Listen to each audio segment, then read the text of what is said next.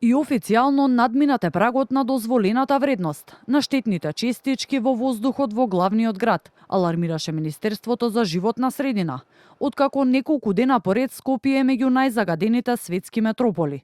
Нивните мерни станици два последователни дена регистрирале повеќе од 150 микрограми на метар кубен, а најлоша е состојбата во Центар, Газибаба, Карпош, Лисиче и Ректорат. Поради ова од Министерството, меѓу другото препорачуваат ослободување од работни обврски за бремените жени и хронично болните, редуцирање на времето на работните активности на отворено, зголемени контроли на градилиштата, но и на инсталациите со А и Б интегрирани еколошки дозволи, мерки против загадувањето како засилени инспекциски надзори и забрана за движење на тешки товарни возила во утринските часови, најави и градоначалникот на главниот град Урце Ѓоргиевски. Во спонтана дискусија пред просториите на град Скопје, представници од иницијативата Зелен хуман град од него побараа проактивни мерки за спречување на загадувањето со фокус на отпадната индустрија, зашто Ѓоргиевски им вети средба во текот на идната недела.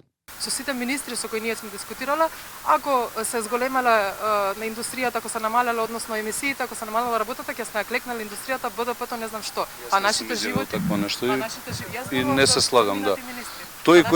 Тие минати се слагам, тие минати министри кои што така изјавиле, не се сложувам со ништо од нивна страна и напротив, ние со нашите инспекциски служби изминатиот период постапуваме во координација со државните институции, односно државните инспекциски служби, ќе продолжиме и понатаму сепак е подобра инспекциската служба споредбено со било која друга општина во државата и постапуваат на терен постојано луѓето, работат и навечер.